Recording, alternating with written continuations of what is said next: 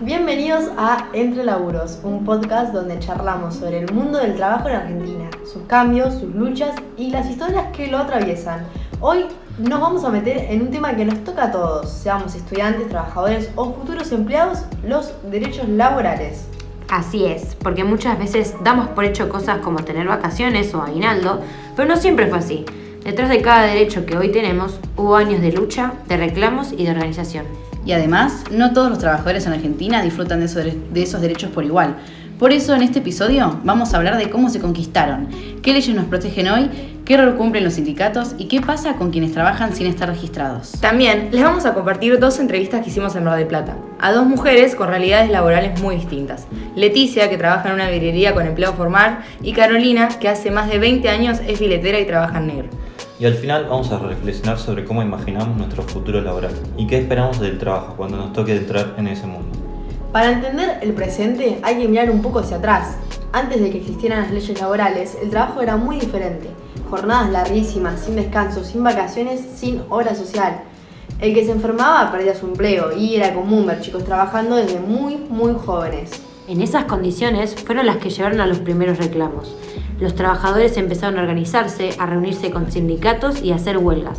Pedían cosas básicas, menos horas, mejores sueldos y seguridad en el trabajo. La revolución industrial, allá por el siglo XVIII y XIX, cambió todo. Con la llegada de las fábricas aumentó la producción, pero también la explotación. Esa realidad dio origen al movimiento obrero, que empezó a luchar por derechos en todo el mundo. Uno de los momentos más recordados es el de los obreros en Chicago, en 1886, que hicieron una huelga por la jornada de 8 horas. Varios fueron reprimidos y ejecutados, y por eso hoy, el 1 de mayo, se celebra el Día Internacional de los Trabajadores. En Argentina, las grandes conquistas llegaron sobre todo a partir de la década del 40. Las vacaciones pagas, el aguinaldo, las licencias, la jubilación, la obra social y la posibilidad de formar sindicatos. Todo eso fue resultado de la organización y de las políticas laborales que buscaron mejorar la vida de los trabajadores. Hoy, la Constitución Nacional, en su artículo 14 bis, garantiza derechos como el trabajo digno, la remuneración justa, las condiciones seguras, el descanso, la seguridad social y la libertad sindical. Y además hay leyes que protegen a los trabajadores. La ley de contrato de trabajo, la de asociaciones sindicales y la de riesgos del trabajo, entre otras. También hay normas especiales para algunos sectores, como los docentes, los trabajadores rurales o el servicio doméstico. Pero una cosa es la ley y otra es cómo se cumple en la realidad. Y ahí es donde entran los sindicatos, que tienen la tarea de defender los derechos, negociar salarios y también representar a los trabajadores frente al Estado o a las empresas. Aunque también hay que decirlo, algunos sindicatos son cuestionados por falta de transparencia o renovación, pero en muchos casos siguen siendo la única herramienta que tienen los trabajadores para hacer valer sus derechos. Ahora escuchemos a quienes viven esto todos los días. La primera entrevista fue con Leticia Aguirre, que trabaja en una vidriería desde hace 14 años. Tiene empleo formal y está afiliada al Sindicato de Empleados de Comercio. Empecé como ayudante aprendiendo el oficio. Hoy atiendo a los clientes, hago presupuestos y ayudo en el taller. Tengo aportes jubilatorios, obra social, vacaciones pagas, aguinaldo y licencias. Además, el sindicato me asesora y me brinda beneficios. Es un trabajo estable y aunque hubo momentos difíciles, siempre se mantuvo. Leticia representa a quienes tienen un empleo formal y acceden a sus derechos, pero también es consciente de la desigualdad. La situación está complicada. Hay mucha gente que sin trabajo o en la informalidad. Hay que reforzar los derechos laborales, sobre todo para proteger a los más vulnerables.